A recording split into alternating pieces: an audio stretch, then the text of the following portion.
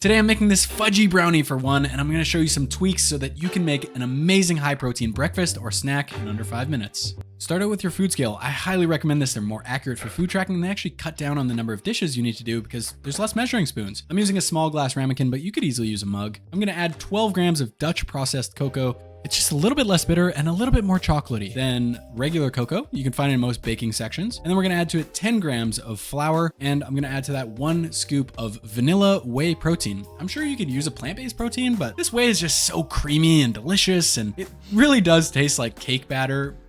I don't know if the plant-based one would be as good. Then I'm gonna add to it 2 packets of Splenda or sucralose sweetener. You can really use any sweetener of your choice. Then I'm gonna add to it 1/8 of a teaspoon of salt. I actually added a 1/4 teaspoon there. It was a little bit too salty. And I added a 1/4 teaspoon of baking powder. Give this a really good mix and try to get all the little clumps out and just get a nice even mixture as best you can. The last thing we need to essentially create this brownie batter is 30 mils of 0% milk. I use Fairlife here because it's a little higher in protein, but regular milk would be great. Then you can add 7.5 mils of oil or 1.5 teaspoons. I've also tried making this recipe with almond butter and it was fucking amazing.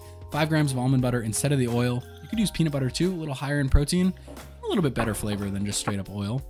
And then mix it nice and evenly and then scrape down the sides so that there's no little bits that are gonna stick up and get burnt in the microwave, and just microwave that bad boy for 45 seconds on high power. You'll know it's done when it's not wet in the center, it's fully cooked, it's not tacky on top, it's not super dry, don't do too much of that. And then I'm gonna add a little bit of whipped cream. This is totally optional, but the 20 calories that it adds just makes it so much more gourmet. And the same thing with this tiny little dark chocolate chip that I grated on here for something like 7 calories. This is so delicious, it tastes like a real fudgy dessert. It's only 270 calories and 30 grams of protein. The macros are just amazing, and it's ready in 5 minutes. You can't beat this. And if you like this recipe, you should check out our shirataki noodle beef pho, because that's super low calorie too. Thanks for watching.